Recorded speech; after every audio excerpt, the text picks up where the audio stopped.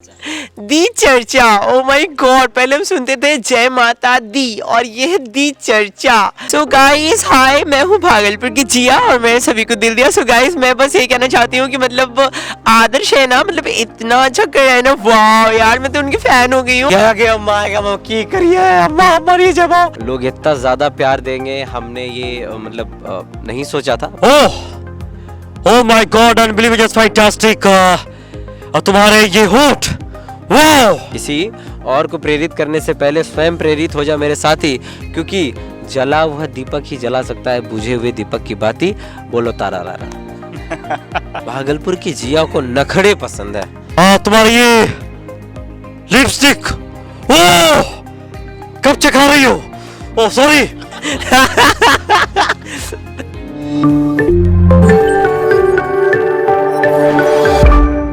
नमस्कार, मेरा नाम है अभिनीत रोशन और आप जुड़ चुके हैं दी चर्चा से। कहते हैं कि अगर आपके पास हिम्मत, जुनून और हौसला हो तो आप किसी भी फील्ड में अपना मुकाम हासिल कर सकते हैं। फिर मायने ये नहीं रखता कि आप किस परिवेश से आते हैं या फिर आपका बैंक बैलेंस कितना है। जी हाँ, हम बात कर रहे हैं इस समय यूट्यूब और सोशल मीडिया की दुनिया में भौकाल काट रहे भागलपुर बिहार के रहने वाले आदर्श आनंद का, जिनका एक गाना अभी काफ़ी वायरल हो रहा है, बेरोजगारी एंथम। तो आइए रूबरू होते हैं इनसे। नमस्कार सर, स्वागत है आपका दी चर्चा पे। बहुत बहुत शुक्रिया। अब तमाम जितने भी श्रोतागण हैं, जितने भी लोग हैं हमें देख रहे हैं, सराहना करते हैं उनको दिल से शुक्रिया। और दी चर्चा के माध्यम से जितने भी लोग इनके साथ जुड़े हुए हैं, इस चैनल के साथ जुड़े हुए हैं, उनको भी बहुत बहुत धन्यवाद। सबसे पहले तो सर आपको 1 मिलियन परिवार होने के लिए इंस्टाग्राम पे ढेर सारी बधाई। बहुत बहुत शुक्रिया आप लोगों का। ये आप लोगों का प्यार ही है, बस आप लोगों के प्यार की वजह से ही मतलब इतना सब कुछ हो रहा है। और लोग इतना ज़्यादा प्यार देंगे हमने ये मतलब नहीं सोचा था, बट हमने ये ठान लिया था कि हाँ एक दिन ऐसा ज़रूर आएगा कि लोगों को अपने तक मतलब हम खींच लाएंगे। और वो दिन, वो आज का दिन है और सबके ज़ुबान पर ये 1 मिलियन का जो राग है वो आ रहा है। सो इसके लिए सभी को बहुत बहुत प्यार और बहुत बहुत शुक्रिया दिल से। आप acting, dancing, singing, anchoring, mimicry, comedy सब करते हैं, लेकिन अगर आदर्श आनंद को किसी एक चीज़ के लिए लोग पहचानते तो इनमें से वो क्या होता? एक्चुअली ये सब कुछ तो एक ही चीज़ में आता है, एक ही किरदार में आता है, वो एक्टिंग ही है।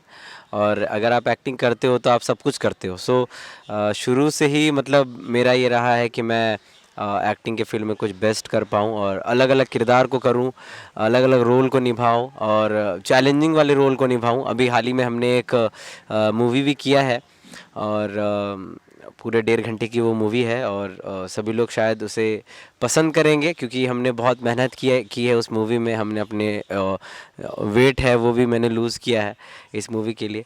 और उस होलिया को लाने में, उस कैरेक्टर को ले आने में बहुत मेहनत लगी है।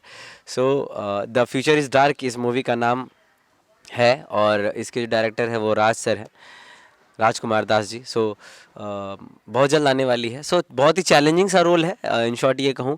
और को एक्टर भी इसमें हैं, प्रिया जी हैं एंड एक हमारे छोटा सा बालक है, ठीक है, तो वो भी है। सो ये आप लोगों का प्यार है और बस ये कहा जाए कि एक्टिंग अगर कह देते तो सब उसमें आ जाता है और हम शुरू से तो यही कर रहे हैं। बस उसमें अलग अलग कैटेगरी बांट के रखे हैं। डांस भी हो जाता है, मिमिक्री भी कर देते हैं, कॉमेडी भी कर देते हैं, सिंगिंग भी कर देते हैं, तो सब कुछ कर रहे हैं।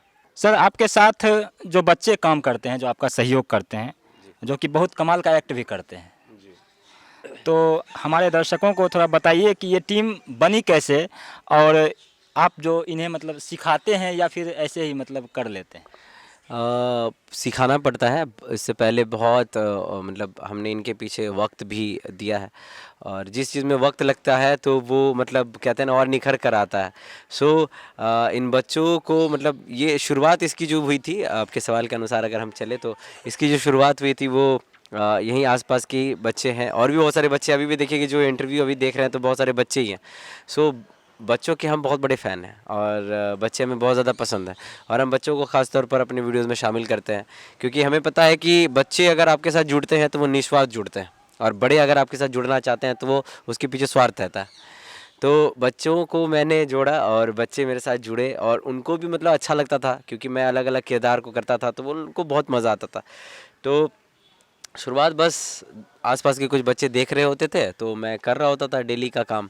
और उसके बाद फिर मैंने सोचा, मेरे माइंड में आया कि भाई क्यों ना इन बच्चों को भी, इनके अंदर भी कुछ मतलब ऐसी प्रतिभा मतलब होनी चाहिए या कुछ मैं इनके अंदर डाल दूं तो शायद कमाल हो जाएगा। तो फिर उसके बाद एक एक करके सबको मैं जोड़ता गया, सब आते गए, माता पिता भी सपोर्ट करने लगे सब बच्चों के, सबको अच्छा लगने लगा क्योंकि वो लोग भी बाहर कहीं जाते हैं आज भी, तो कहीं पे भी जाते हैं, रेस्टोरेंट जाते हैं या कहीं पे शादी ब्याह कहीं पर भी जाते हैं तो सभी लड़के हों या लड़कियां हों उनके बच्चों के पास जाकर ये कहते हैं कि एक प्लीज़ सेल्फी। और ये बच्चे फिर मेरे पास आकर फिर सुनाते हैं कि भैया ऐसा ऐसा हुआ, आज बहुत मज़ा आया, बहुत लोग सेल्फी मांगा हमसे। सो हमें बहुत खुशी होती है। सो इसकी शुरुआत बस यही है और हम चाहते हैं कि बहुत ज़्यादा बच्चे जो हैं जो कि जिनके पास करने के लिए, पढ़ने के लिए कुछ नहीं हो पाता, बट बहुत ही मुश्किल से, बहुत ही मुश्किलों का सामना करके सब कुछ करते हैं, तो उन बच्चों के लिए हम कुछ करें। तो बस चल रहा है ये। भागलपुर की जिया जी जिसको कि लोग बहुत ज़्यादा पसंद करते हैं, और कहीं ना कहीं हम मतलब भागलपुर की जिया भी लोगों के दिलों में उतना ही राज करती है जितना कि आदर्श आनंद जी करते हैं। तो थोड़ा ये बताइए कि उस कैरेक्टर को करने का मतलब आइडिया कहाँ से मिला? ये एक्चुअली ये कैरेक्टर जो है मेरा आया है, इसकी जो इजाद हुई है वो रेडियो एक्टिव 91.4 FM पे जब मैं एज एन आरजे जॉब किया करता था और 4 साल तक मैंने लगातार जॉब किया है मैंने रेडियो एक्टिव पर, तो वहीं से ये कैरेक्टर मुझे मिला है भागलपुर की जिया।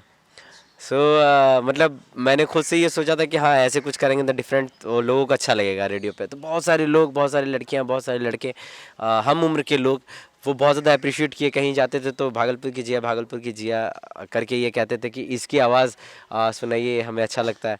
सो हम वो कैरेक्टर फिर मतलब आज भी ज़िंदा है। तो तब से ही मतलब इसकी शुरुआत और इसका जो इजाद था वो हुआ, भागलपुर की जिया जिसने सभी को दिल दिया।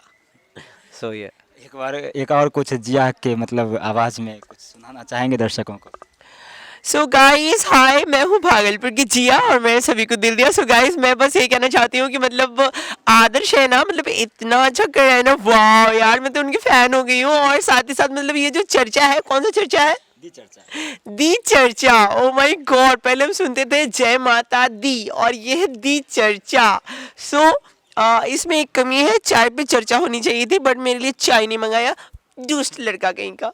सो हाँ मेरे को चॉकलेट्स बहुत पसंद है। सो ये भागलपुर की जिया है और जिसने सभी को दिल दिया है। सो इसका कैरेक्टर बहुत ही फन लविंग टाइप का है और बहुत ही चुलबुली है। सो ये इसका मोड है। जब आप मतलब इस तरह से वीडियो बनाना शुरू किए जैसे फनी टाइप का, तो मतलब क्लियर बोलिए एकदम, लड़की बन के। हाँ लड़की बन के ये हाँ, तो मतलब उसमें लोगों का क्या रिएक्शन था? देखिए लोगों के रिएक्शन से हमें कोई फ़र्क नहीं पड़ता था। हमें पता था कि हम बहुत अच्छा काम कर रहे हैं और हमें ये भी पता था कि हम जो काम कर रहे हैं वो मेरे लिए बेस्ट है और लोग उसे पसंद भी करेंगे। देखिए इक्की दुग्गी लोग हर जगह मिलेंगे आपको। देखिए सभी पांचों उंगलियां बराबर नहीं होती, मेरा ये मानना है। और मेरा ये भी मानना है कि जो काम में आपको मज़ा आता है वही काम करना चाहिए। और मैं एक्टिंग के फील्ड में अगर जो कोई भी है तो उसे हर एक किरदार करने की क्षमता होनी चाहिए, कैपेबिलिटीज़ होनी चाहिए, तभी वो एक अच्छा और सच्चा एक्टर, ईमानदार एक्टर कहलाता है, जो हर एक काम को बड़े बड़े ईमानदारी के साथ वो करता है। तो मेरे को सामने वाले से कोई फ़र्क नहीं पड़ता, आज भी नहीं पड़ता है। मुझे फ़र्क उन लोगों से पड़ता है जो मुझे मोहब्बत करते हैं, जो मेरे वीडियो से खुश होते हैं, मेरे वीडियोस को लेकर, चाहे लड़कियां हों या लड़के हों। मुझे आज भी मैसेजेस आते हैं कि आपके वीडियो से मतलब मेरी मम्मी ठीक हो गई, मेरी मम्मी मतलब बेड रेस्ट पे थी, हार्ट की पेशेंट थी, तो वो ठीक हो गई, आपके वीडियोज़ को पसंद करती है, मेरी मम्मी आपकी बहुत बड़ी फ़ैन है सर, प्लीज़ उनको एक बार हाय बोल दीजिए। आपके वीडियोस मतलब मेरे हस्बैंड नहीं थे, मैं मतलब दुख की घड़ी में मतलब आपका वीडियो ही काम आया, हंसाने का काम करता है। मुझे वो वाला वीडियो बहुत पसंद है, फेयर एंड लवली वाला वीडियो बहुत पसंद है जिसमें आप लड़की गेटअप में आकर वो कर रहे हैं। मुझे तूफ़ानी डांस बहुत पसंद है सर, आप जो वो किए ना, मतलब वो हंसने में मजबूर कर देता है। सो ऐसे ऐसे मैसेजेस जब हम देखते हैं ना तो वो थोड़ा मोटिवेट करता है। ऐसा लगता है कि इस घड़ी में, क्योंकि किसी का कोई गारंटी नहीं है और कब कौन कब कैसे चल बसे ये इसका भी कोई मतलब कोई कुछ नहीं कह सकता। सो इस दुख की घड़ी में, इस घड़ी में जो जिस वक्त किसी के पास वक्त ही नहीं होता, एक दूसरे के लिए वक्त ही नहीं होता, सब तो मोबाइल में बिजी हैं, है ना। तो उस घड़ी में मैं ये कोशिश करता हूँ कि एक ऐसा वीडियो बनाए जो फैमिली बैठ कर देखे। सो ये मेरे को बहुत अच्छा लगता है कि एक वीडियो है जो कि सभी एक फैमिली बैठ कर देख रही है और इंटरटेन हो रही हैं, हंस रहे हैं, मुस्कुरा रहे हैं। सो वो मेरे लिए मतलब एक तोहफे के रूप में है, मेरे को बहुत अच्छा लगता है। और मैंने तो कह दिया कि मुझे फ़र्क उन लोगों से पड़ता है जो मुझे मोहब्बत करते हैं, जो मुझे चाहते हैं, बस उनको मैं संजो कर रखना चाहता हूँ। इंडिया में कुछ दिनों पहले टिकटॉक को बैन कर दिया गया, जिस पे कि आप काफ़ी पॉपुलर भी थे। जी। तो इससे आपके करियर पर क्या असर पड़ा, थोड़ा बताना चाहेंगे हमारे? कोनो असर नहीं, हमको बहुत मज़ा आया। और मज़ा इस बात से आया क्योंकि असर उसे पड़ता है ना जिनमें कुछ कमी होती है। हम बस यही कहना चाहते हैं कि उस वक्त जब टिकटॉक बंद हुआ था तो बस मेरे बच्चों को थोड़ा सा बुरा लगा था। और मैं अपनी अगर बात करूँ तो मैं और भी लोगों को ये बोल रहा था, मैं मोटिवेट करता था, बोलता था कि भाई क्या हो गया, टिकटॉक बंद हो गया तो तुम यार मेहनत करो, दोबारा शुरू करो। अगर ईश्वर एक रास्ता बंद कर देता है तो दूसरा खोल देता है ना। ऐसा थोड़ी है कि मतलब अब टिकटॉक बंद हो गया कि अम्मा आएगा अम्मा की करिए अम्मा मरी जब, ऐसा थोड़ी है। तो ऐसा नहीं है। तो हमें पता था कि हम कर सकते हैं क्योंकि 6 महीने में मैंने 1 मिलियन टिकटॉक पे किया था और एक महीने में मैंने 3 मिलियन किया था। कुल मिलाकर अप्रॉक्स 4 मिलियन मेरे फैंस हो गए थे टिकटॉक पे। तो मुझे पता था कि मैं कुछ भी कर सकता हूँ और मैं लगातार करता आ रहा था। तो बस ये लोगों का ही प्यार है जो कि मतलब इतना ज़्यादा मिल रहा है। और रही बात कि असर क्या पड़ा, तो कोई खासा असर नहीं पड़ा और जो होता है मंगल होता है। भोजपुरी में जो अश्लीलता फैली हुई है इतनी ज़्यादा, उस पर आप कुछ कहना चाहेंगे? देखिए अब इसके बारे में हम क्या कहें, हम तो बस यही कहना चाहेंगे कि कहीं ना कहीं जो भोजपुरी की कुछ कुछ सेलिब्रिटीज़ हैं, एक्टर्स हैं, उनकी भी भूल है। और जैसा आप थाली में परोस के दीजिएगा, है ना, देखिए भूखे को क्या है कि कुछ दे दीजिए, 4 दिन का रोटी भी दे दीजिए तो खा लेगा। जैसा आप थाली में परोस के दीजिएगा वैसा ही खाना पसंद करेंगे, ठीक है।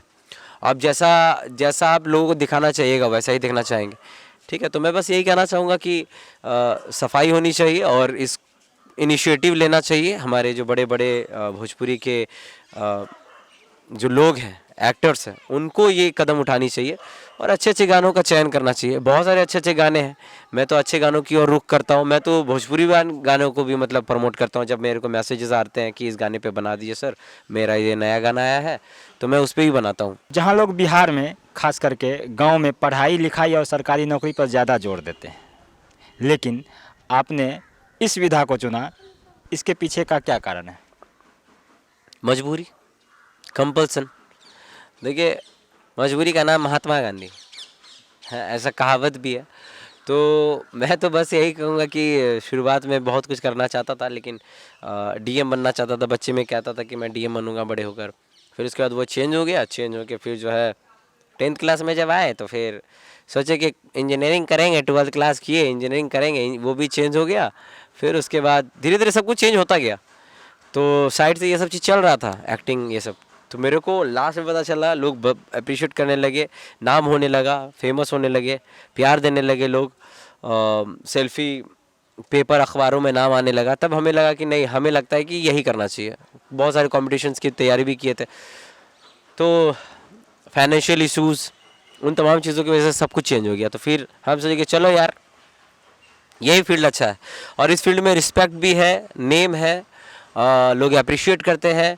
और आज इतना ज़्यादा लोग अप्रिशिएट करने लगे हैं कि अगर आपके इस आदर्श को अगर कुछ हो भी जाएगा तो मेरे ख्याल में वो ज़रूर रोएंगे और रोते भी हैं एंड कुछ कर गुजरने की भी चाह रखते हैं। बहुत अच्छी बात है कि मतलब आपने अपने अंदर के टैलेंट को पहचाना और आज आप इस जगह पे हैं। लेकिन आपने एक बीच में बात कही थी कि मतलब मुझे कुछ हो भी जाए, तो भगवान ना करे कि कभी कुछ ऐसा हो, आप ऐसे ही आगे बढ़ते रहे और हम लोग आपको ऐसे ही देखते रहे।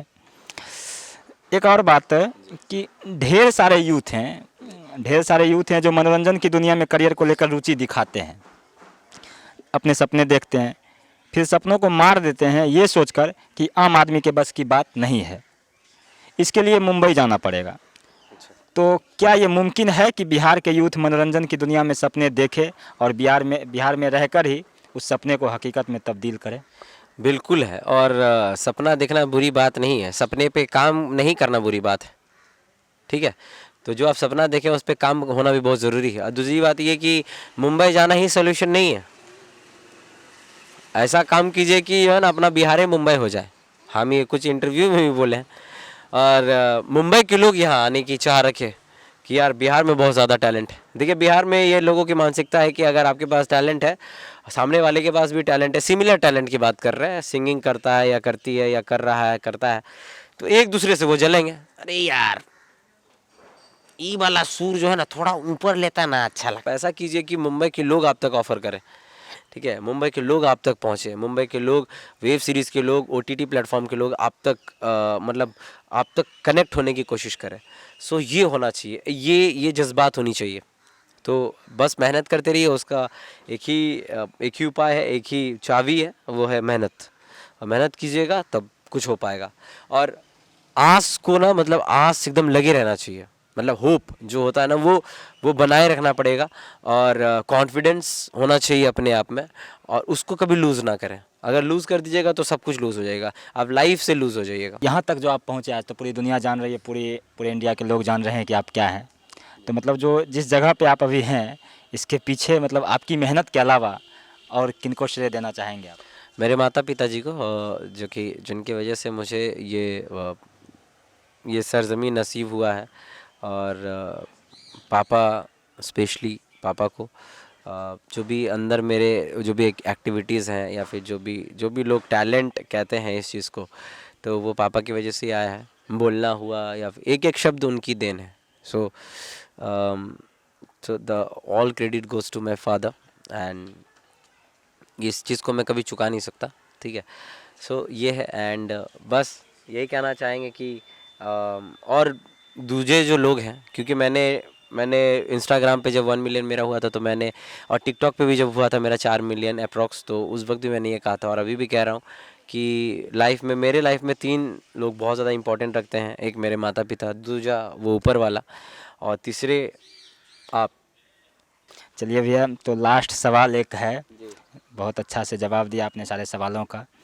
एक और सवाल कि इससे आगे के बारे में मतलब क्या सोचे हैं? यूट्यूबिंग ही करना है या फिर फिल्मों में भी आपको देखने को मिलेगा मतलब आपको? देखिए हम तो बस एक ही चीज़ सोच के रखे हैं।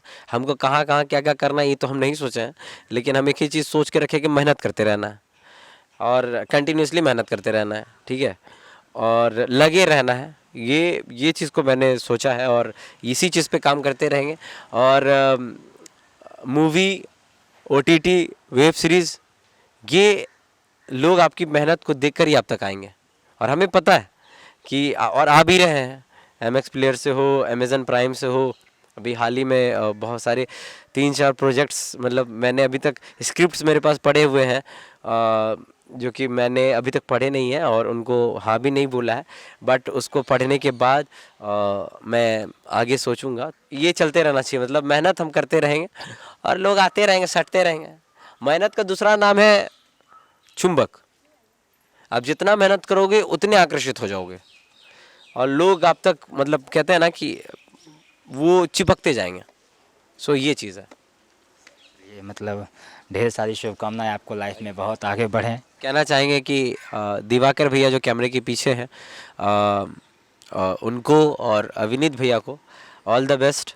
इसी तरह से आप काम करते रहिए और आगे बढ़ते रहिए और अपने समाज और गांव वालों, कहते हैं ना, सीना चौड़ा करके बोले। अभी तो हालांकि बहुत कम ही समाज के लोग चौड़ा करके बोल पाते हैं।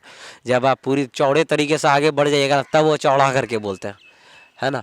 तो बस मेहनत करते रहिए भैया और लगनशीलता के साथ आगे बढ़ते रहिए। ऑल द बेस्ट आपको।